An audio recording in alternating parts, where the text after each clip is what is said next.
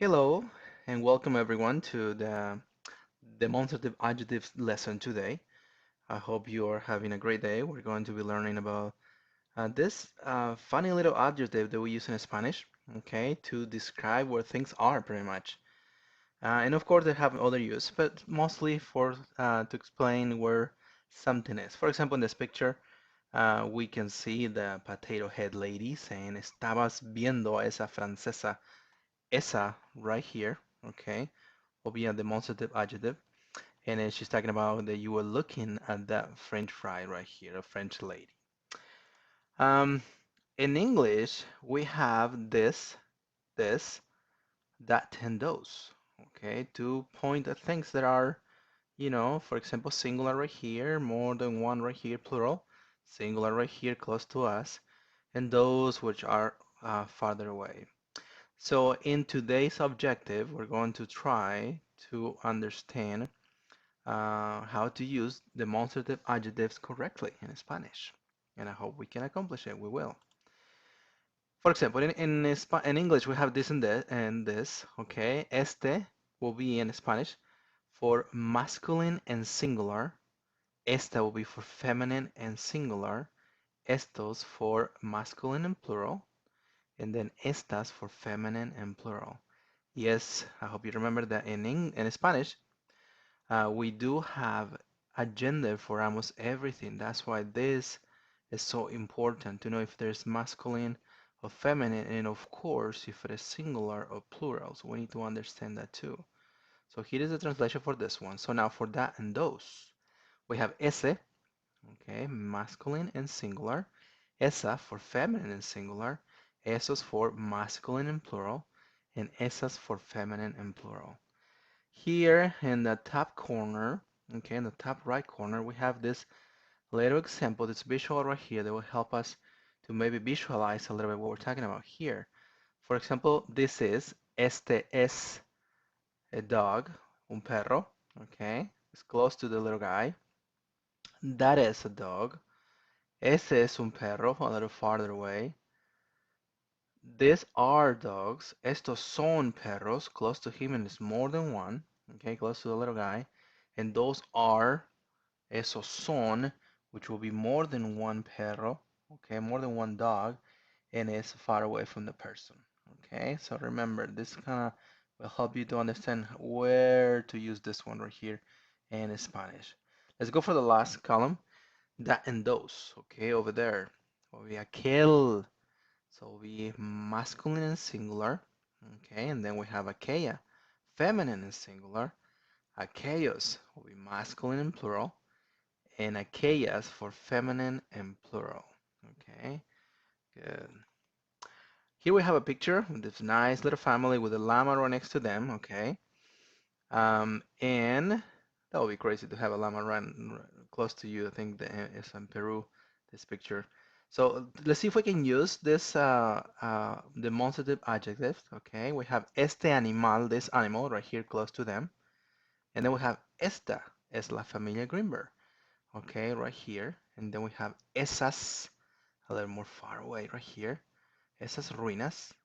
And then we have aquella montaña, will be the mountain right over there. Okay, a little more farther away. So we can have another example when to use these demonstrative adjectives. Okay, here we go. Another example. We have three apples in different distances. This one is esta manzana es dulce, is close to us, so esta manzana. And then the manzana gets a little bit more farther away. Esa manzana es más dulce. There's a distance, it's a little bit distance from us. And then another one we can see is a lot farther away over there. Es aquella manzana es la más dulce de todas. So this apple is the sweetest of all. Okay, this one is sweet, this one is sweeter, and this one is the sweetest of all. This one is close to us, so we use esta, and it's feminine and singular. And then we use esa, feminine and singular, it's a little farther away. And then this one is far, far away. We use aquella, feminine and singular again, but we use aquella because it's very far away from us.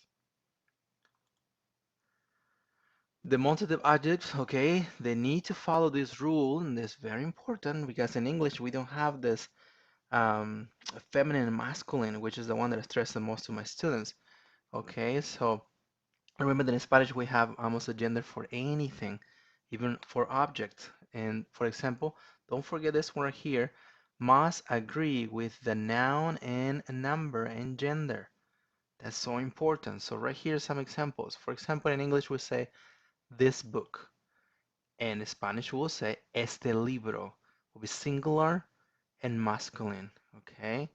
These chairs. Estas sillas. Plural and feminine. Okay. Ese plato. The plate. It will be singular and masculine. Those cars. Aquellos carros. Remember? Like the mountain was very far away. Or that so aquellas montañas. So now we have aquellos carros, and we use um, plural and also masculine. Okay, and then the demonstrative adjective that we use is aquellos, so it's far away. And those houses, aquellas casas, way over there. Now I would like for you to practice. Okay, if we don't practice, we're not going to be able to understand this. So now that you have an idea what's going on with the demonstrative adjectives, I want you to practice. So you have this 1, 2, 3, 4, 5, 6, 7, 8, okay, sentences. I want you to pause right here and try to practice on a piece of paper. So you're going to use one of those options right here for the first one, like hombre, man. Okay, will be one of this right here. So you're going to pick one of those, and then you're going to be completing the rest with whatever is right here right next to them. Okay, so please follow those little hints. So for the first one, so we can do it together, and you can do the rest. Hombre, and we have this right here. So let's go to the column right here, this, and we have este, esta, estos, and estas. Is this plural? No, it is not. So we know that those two that are plural are not going to be an option. Is it feminine? We know that it's not because it's hombre. Okay, so must be this one right here, este hombre. Okay, and that will be the correct answer. It is singular and it's masculine. So I want you to pass, like I said before, I want you to complete this activity, and you can always go back. You can recheck and rewind and restart, even if you need to listen to the entire lesson. It's totally fine. And I know it takes a little bit while to understand this, but you will get it in no time if you practice and show your work to your teacher.